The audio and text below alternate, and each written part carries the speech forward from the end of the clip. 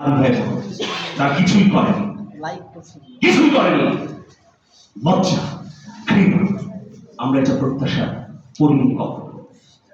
যাই হোক, এই ঘৃণাটুকু জানানো আমি মনে করি যে আমার ইমানি দায়িত্ব। আমি কোনো সরকারি লোক নই অথবা সরকারি পৃষ্ঠপোষকতা প্রাপ্ত লোক নই। যাই হোক, আপনারা জানেন এই বিপ্লবের বুনিয়াদ শক্ত হয়েছে হাদি ভাইয়ের শাহাদাতের মধ্য দিয়ে। হাদি ভাইয়ের শাহাদাত আমাদের নতুন করে পুনর্জন্ম ঘটিয়েছে। হাদি ভাইয়ের শাহাদাত বিপ্লবকে শানিত করেছে।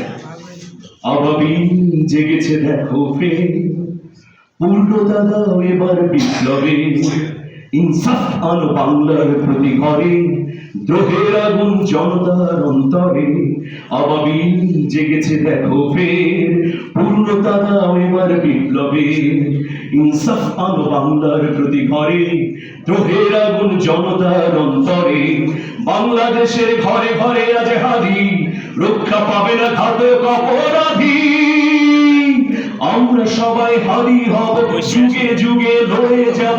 আমরা সবাই হাদি হব, যুগে যুগে লড়ে যাব।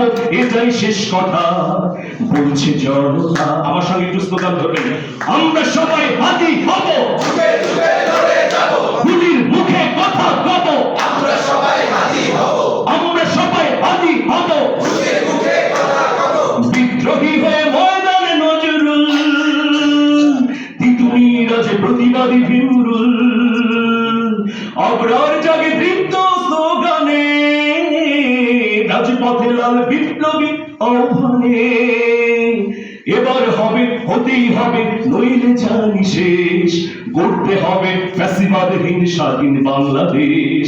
এবার হবে, হতেই হবে, নইলে জানি শেষ। গড়তে হবে ফ্যাসিবাদহীন স্বাধীন বাংলাদেশ।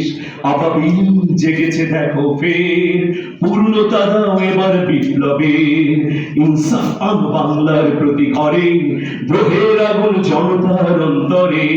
বাংলাদেশের ঘরে ঘরে আজ হাদি, রক্ষা পাবে না ঘাতক অপরাধী।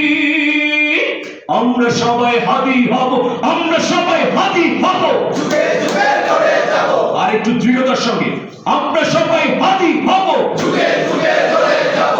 আমরা সবাই হাদি হব, যুগে যুগে লড়ে যাব।